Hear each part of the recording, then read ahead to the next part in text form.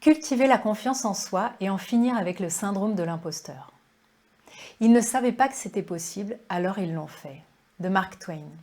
J'aime beaucoup cette citation qui nous montre à quel point nos croyances ont une influence sur nos actes. Et à partir du moment où vos pensées commencent à vous saboter, vous pouvez être sûr que c'est comme des murs que vous construisez dans votre tête avant même que les obstacles réels n'apparaissent dans votre vie. L'objectif de cette vidéo est de vous permettre de développer une relation saine avec la peur et la vulnérabilité et l'échec, développer son intelligence émotionnelle, gagner en confiance, prendre des risques en acceptant de commettre des erreurs et d'échouer, adopter une image plus sécure et authentique de vous-même, apprendre à accepter les commentaires positifs et à croire en vous.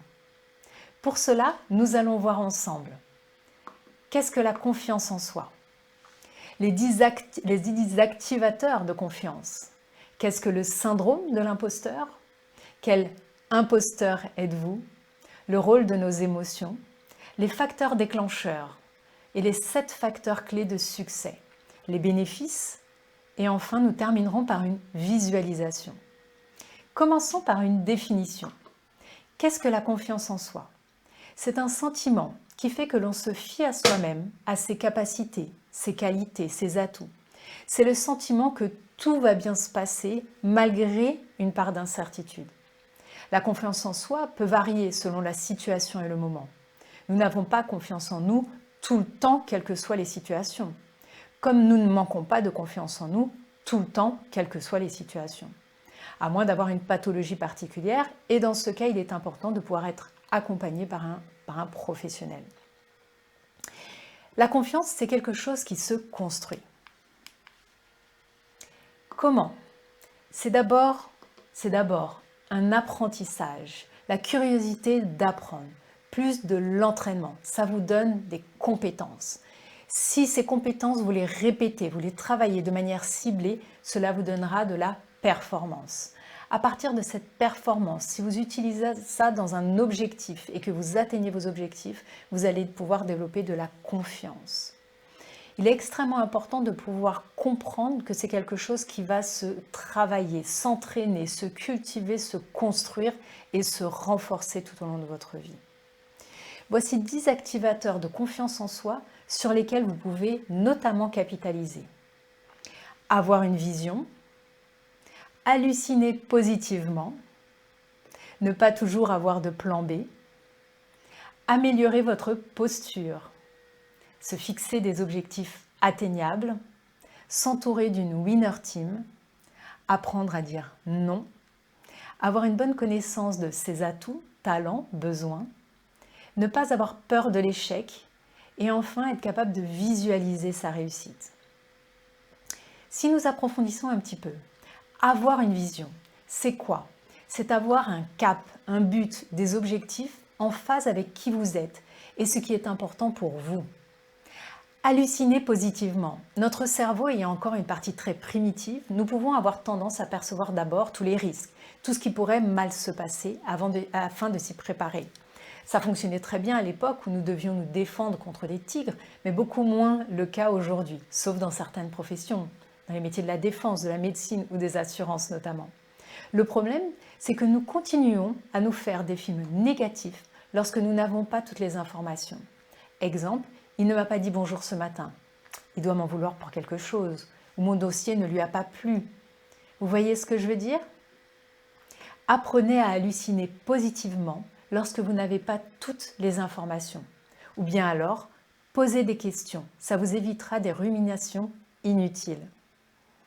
Troisième élément, ne pas toujours avoir de plan B. Avoir un plan B, c'est comme affirmer à son cerveau que vous n'avez pas totalement confiance en vos projets. Certes, il y a des impondérables dans la vie qui font que nous ne maîtrisons pas tout. Mais je vous invite à ne pas systématiser cette approche. Cela vous permettra également de mettre toutes les compétences et ressources nécessaires à la réussite de votre plan A et ne pas vous éparpiller.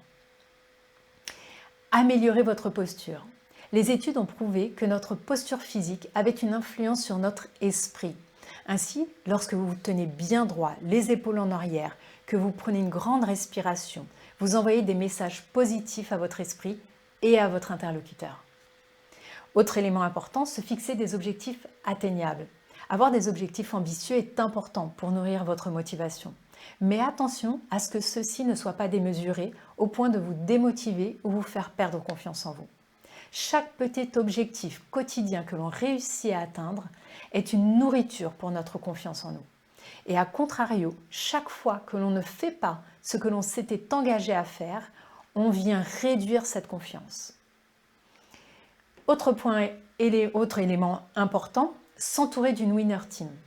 Notre environnement a un impact direct sur notre état d'être, de manière générale et également sur notre confiance en nous. Il n'y a qu'à observer les conséquences d'un enfant à qui l'on a dit toute son enfance qu'il n'était un bon à rien pour se rendre compte de cette réalité. Choisissez vos amis et dans la mesure du possible, vos collègues et votre manager. Il en va parfois de votre santé mentale, psychologique et émotionnelle. Un environnement positif, valorisant et challengeant, accueillant et bienveillant sont les clés de votre croissance. Autre élément, apprendre à dire non. Apprenez à mettre vos limites. Lorsque vous dites oui à une demande, assurez-vous de vous dire oui à vous également. Demandez-vous quelles sont les conséquences pour moi si j'accepte cette demande. Est-ce que je suis OK avec ça? Parfois, c'est une question de timing, où vous n'êtes tout simplement pas la bonne personne. Apprenez à dire oui, mais pas aujourd'hui, ou merci d'avoir pensé à moi, mais je ne suis pas la bonne personne pour réaliser cette tâche. Autre point clé, avoir une bonne connaissance de ses atouts, talents et besoins. Plus vous avez conscience de vos ressources et de vos attentes, plus vous pouvez prendre des décisions en accord avec celles-ci et nourrir votre confiance. Enfin, ne pas avoir peur de l'échec.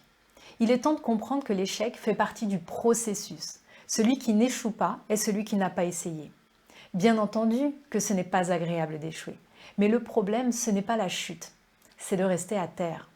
Nelson Mandela disait « Je gagne toujours, soit je réussis, soit j'apprends ». Tirez des leçons de vos échecs pour grandir encore. Et enfin, dernier point, visualiser sa réussite. Les athlètes de haut niveau utilisent beaucoup ces techniques afin de visualiser leur parcours et leur succès. En faisant cela, vous envoyez un message très impactant à votre cerveau qui enregistre votre exploit comme si vous l'aviez réalisé.